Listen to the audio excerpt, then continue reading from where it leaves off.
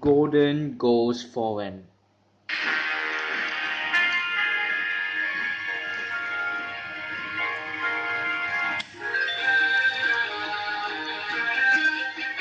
Lots of people travel to the big station to stay on the line. Engines in the other areas sometimes they call in trains. These engines stay the night and go home next day. Gordon was talking one day to one of these. When I was young and green, he said, I would remember to go to London. Do you know the place? The station calls King's Cross. King's Cross, snorted the engine. London's Euston. Everybody knows that. Rubbish, said Doc.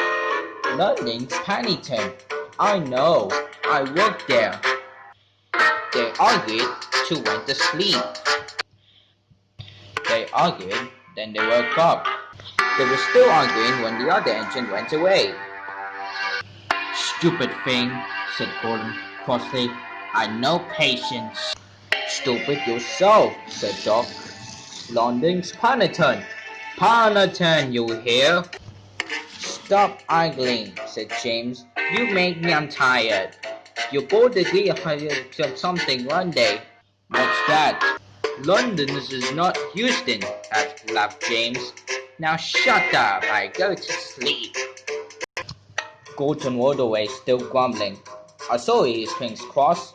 I'm going to prove it, but now have the decision done. London is beyond the station and into the line. Gordon had to stop there. Another engine that took his train.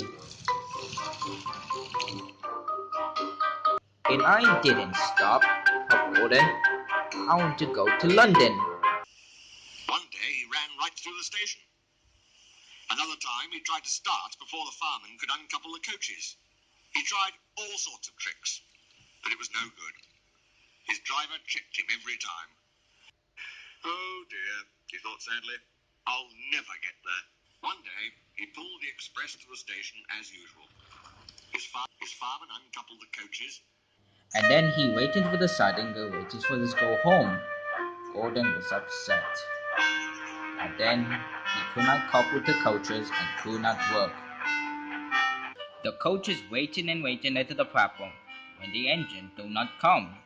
A porter had to went to spoke to Gordon's driver. The inspector wanted to see him. He wanted to see you. The driver climbed down from the cab and walked over to the station. He came back in a few minutes looking excited. Hello, said the fireman. What's happened? The engine for the express turned over when it was coming out the yard.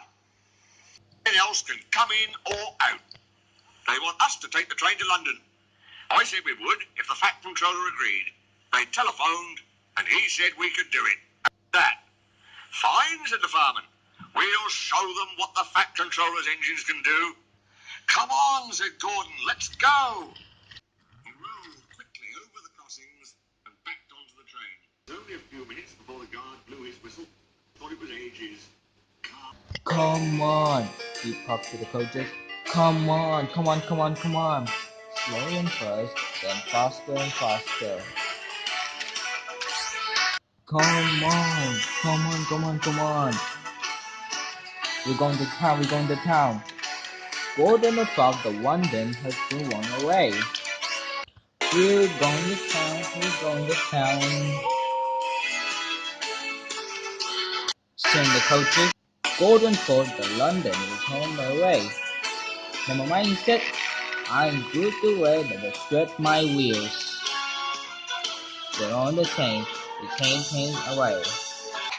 The Fat Controller came into his office next morning. He looked at the letters on his desk. One had a London postmark. I wonder how Gordon's getting on, he said. The station master knocked and came in.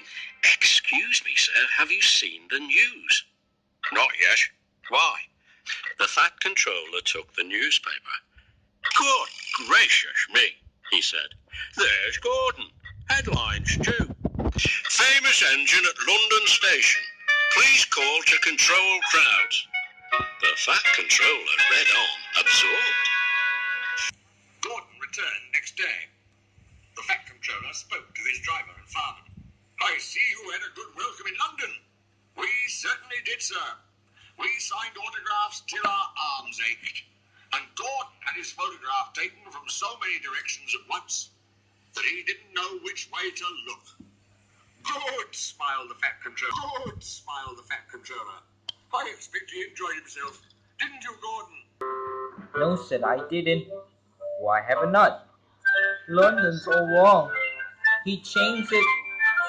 Doesn't the King's Cross anymore? Again.